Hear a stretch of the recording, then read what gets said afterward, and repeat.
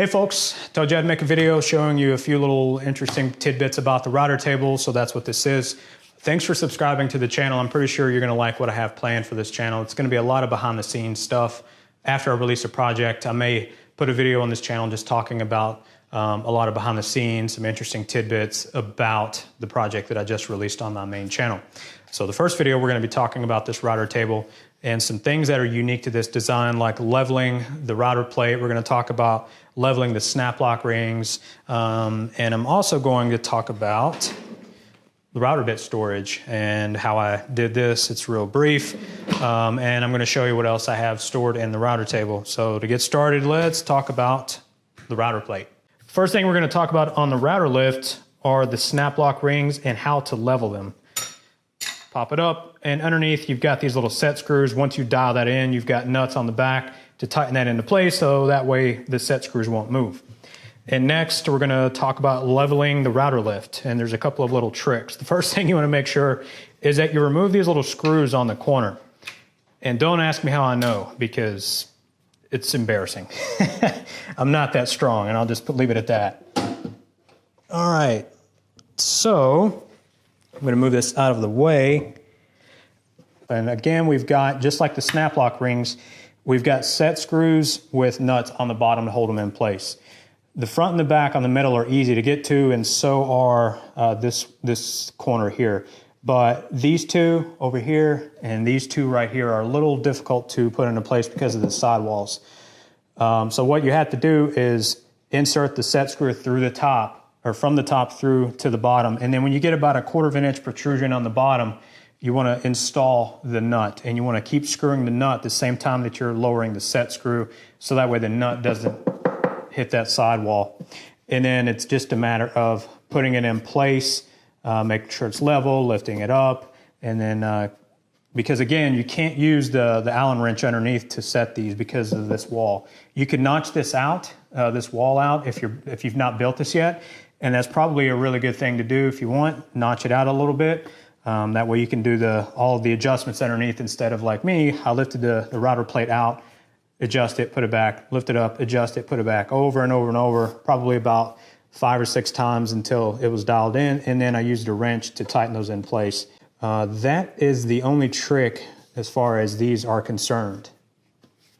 Let's talk about the router bit storage. So what I've got here is a foam block that I picked up on Amazon. I've had this for years, and it's worked great. It used to be this size. It's perfect. If you cut it right in half, it's 5.5. It's 11 inches wide, so it gives you 2 5.5 pieces.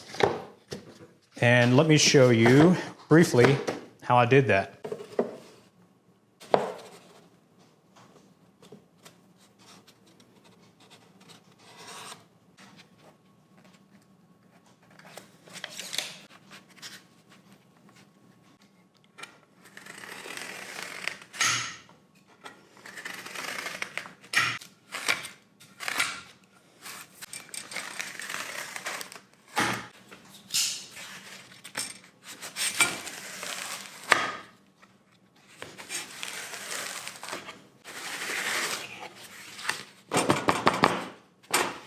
And so what I've done is I've put all of my 1/2 inch bits on the right, and it fits in there just perfect. I got a little bit of room in the back for some accessories like the bearings for my white side rabbiting bit. It's not super efficient, and because it's got these 1/4 inch holes, and there's probably enough room to put some more 1/2 inch holes.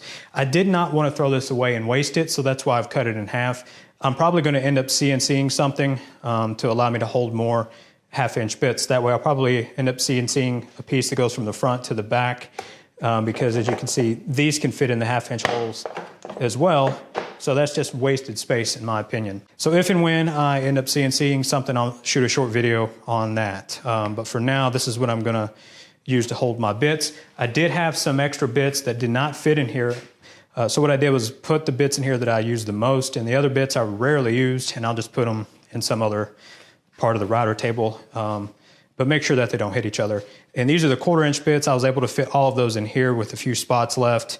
And it's really useful because, you know, when I use my trim router with a flush trim bit, If these are all the way down in here like this, you cannot tell if that's a 1/4 inch shank or a 1/2 inch shank. With these split up like this, I know because this is my 1/4 inch bit or 1/4 inch shank side of the router table.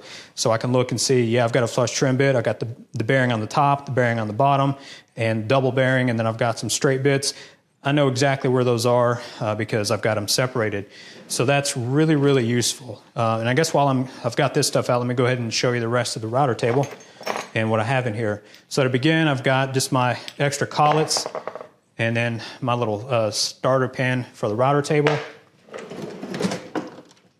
And underneath this left side, I've got a shaker panel bit set that I've never used. It's still got the crap all over it. And I also keep the lift arm mechanism thingy. Just real easy to grab. Open the door and grab it. On the right side, I just got a feather board with plenty of room for a bunch of other stuff. Now let me talk about these doors real quick. These doors are the zero protrusion, but here's the problem with it. They're really, really rough. This is too small of a door for these two really, really large hinges. So what I'm going to do is install some Bloom soft close mechanisms that you install on the inside of the frame. It's got a little spring on the front, so when it hits it, it's going to be soft close. I'll post a video when I do that. I'm probably going to put one on each door. The center door is not that big of a deal because it's got soft close. So this is just, over time, I don't want that to keep slamming like that because it's going to knock the hinges out. Well, let me stop and go back here. The center, there's nothing, just the router is wide open in there. I may end up doing or putting a wall, removable wall in there, maybe to recover some space in there. I'm not sure. Right now I've got plenty of space. And let's talk about what's in the drawers. In the top drawer, I've got the rest of these lock rings or snap lock rings.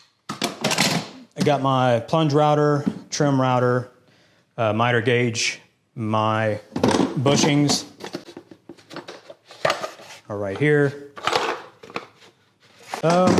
Just some random stuff like a hose for my veneer vacuum pump, some random screws that probably go to something important, and then just some other little odds and ends.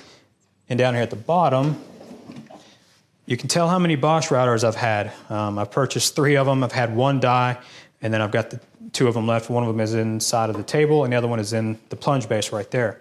So those are the fixed bases because I always buy the 16, 17 EVS, the kit that comes with the fixed base and the plunge base.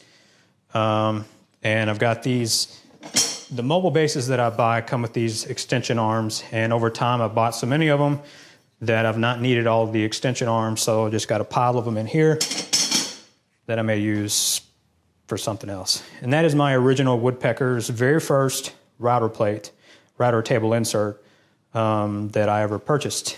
I don't know what to do with it. I may toss it, may give it away, I'm not sure.